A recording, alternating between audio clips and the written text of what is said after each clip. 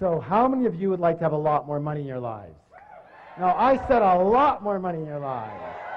And how many would like to have a lot more happiness in your lives? And how many could stand a heck of a lot more of both in your lives? You've come to the right place. My name is T. Harbecker. Welcome to the Millionaire Mind, the secret psychology of wealth. The first thing I want to do is I want to acknowledge you for being here. There's a saying that says 80% of success is just what? Who can tell me? Showing up. So since I can't reach you all, I need you to do me a little favor. Simply reach around, pat both your neighbors on the back and go, congratulations for being here.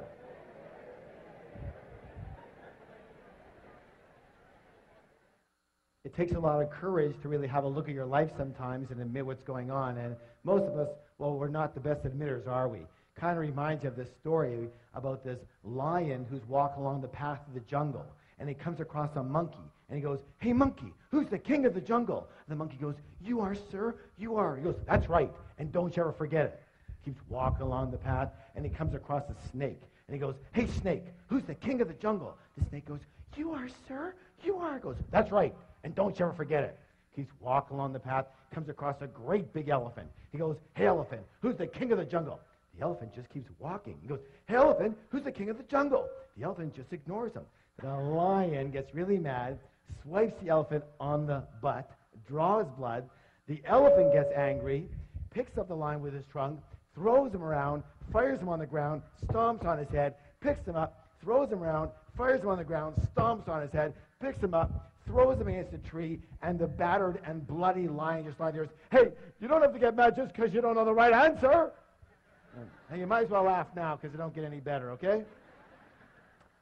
Anytime I do any training, I have 2 rules. How many rules? 2. How many rules? 2. Thank you. The first rule is really important. It says this: don't believe a word I say. Now, in all sincerity, why would I suggest that? That's right. Whose experience can I come from? Thank you. Just my experience. It doesn't make it right. It doesn't make it wrong. It doesn't make it true. And it doesn't make it false. It just makes it my experience. All I can let you know, however, is that the information and principles you're about to learn here tonight totally transformed my life and has now transformed the lives of literally thousands and thousands and thousands of other people. Is it okay if I tell you just a little bit about myself? Thank you. I guess my claim to fame is that I owned at least a dozen different businesses before I hit the age of 30. Included in one of those businesses was opening one of the first retail fitness stores in all of North America. Now, the interesting thing about that company is that I started that business with $2,000 that I borrowed on my Visa card. And from there, I was able to open 10 company-owned locations in only 2.5 years, and then sold half my company shares to a Fortune 500 company for $1.6 million. How many wouldn't mind starting with a $2,000 credit card loan and having $1.5 million in your pocket a couple years after that? Excellent. After that, I kind of semi-retired. I moved down to San Diego, and I began doing some consulting, some one-on-one consulting. And I guess it was pretty effective for people because they started bringing friends and relatives and managers and partners, and pretty soon it was 1-on-2 and 1-on-5 and 1-on-10 and 1-on-20. And someone suggested, Harv, you might as well open up a school already. I said, you know what? That is such a good idea. And I did. And I founded the Street Smart Business School and taught thousands of people all across North America street smart business strategies for high-speed success. What kind of success, please? High-speed. Thank you. And it was during these seminars that I noticed something. I noticed something very, very, very, very, very, very strange. Would you like to know what it was? Well, maybe I'll tell you next time, but what it was simply this, that you can actually have 2 people sitting side by side in exactly the same room, and one person would take these principles and they would skyrocket to success. But what do you think would happen to the person maybe sitting right beside them? Not a heck of a lot. And I realized right there, you can actually have the greatest tools in the world, but if you have just a tiny leak in the toolbox, we have a little problem. So I began designing programs based on the inner game. What game? Thank you. The inner game of money and success. And when we blended and combined the inner game with the outer strategies, with the outer tools, virtually everybody's results went through the roof. Does that make sense, y'all? A good example of what I'm talking about with this inner game is, how many of you notice the phenomenon that when a millionaire loses their money, they generally have it back a very short time later? True? A good example of that is, have you heard of this fellow by the name of Donald Trump? Here's this multi-billionaire who loses everything and more, and 2 years later, he's got it all back again and more. Why does this phenomenon happen? It happens because even though these people might have lost their money, they never lost their most important ingredient to their success, which was their what? Their millionaire. In Donald's case, it's his what? His billionaire mind. Do you realize that Donald Trump could never, quote unquote, just be a millionaire? Let me ask you your opinion. Are you willing? How do you think that Donald Trump would feel if his net worth was $1 million? Yeah, he'd feel poor. He'd feel broke, right? Now, listen, this is the most important thing you could ever learn. That's because Donald Trump's financial thermostat, his what? Is set for, everybody pick your finger up right here. Fingers up. Make a B with me. Billions, not millions. Most people's financial thermostat is set for, fingers up, thousands, not millions. Some people's financial thermostat is set for, fingers up, hundreds, not even thousands. And some people's financial thermostat is set for, thumbs up, below zero. They're freezing and they don't know why. Which brings us to the psychology of wealth. It's very important to realize that we live in a world of duality. A world of what? Thank you. Help me out here. In and out. Give me some examples.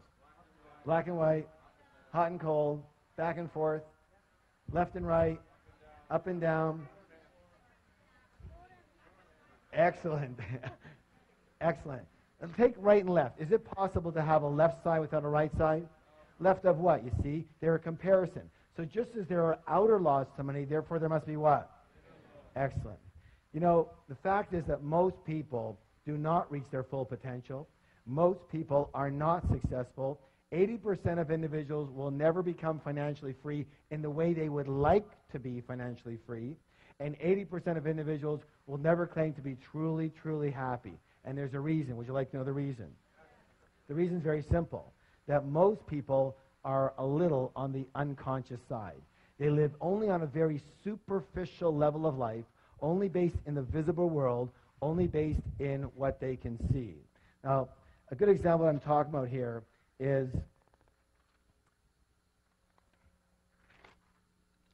we're going to call this the tree of life. Tree of what? Life.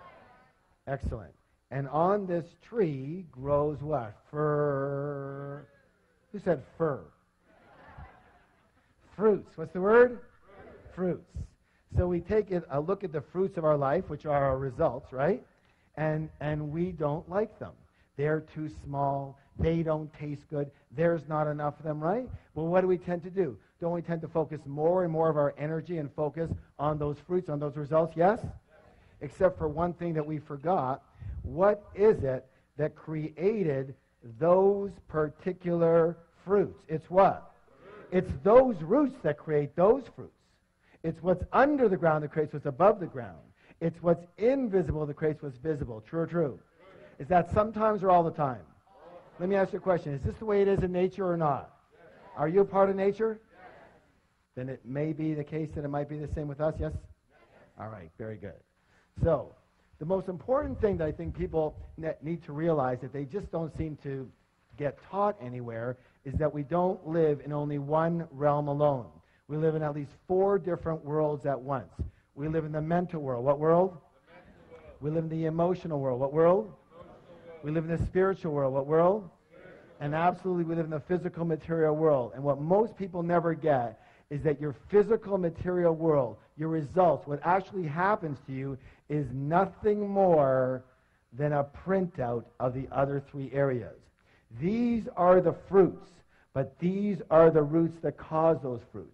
This is your result, but these are your causes. Does that make sense? Yes? This is what's above the ground, but this is what's below the ground. This is what's visible, but this is what's invisible that causes what's visible. So, it boils down to this, that money in the real world, the real stuff, money, the physical reality, is nothing more than a result. It's a what? Result. Money is a result. Wealth is a result. Health is a result. Illness is a result. Your weight is a... We live in a world of cause and Let me ask you a question. How many of you ever heard anybody allude to the fact that a lack of money was a little bit of a problem? Anybody ever hear that? Let me say this right now. A lack of money is never, ever, ever, ever, ever a problem. It's never a problem. A lack of money is merely a symptom. What's the word? Of what's going on underneath.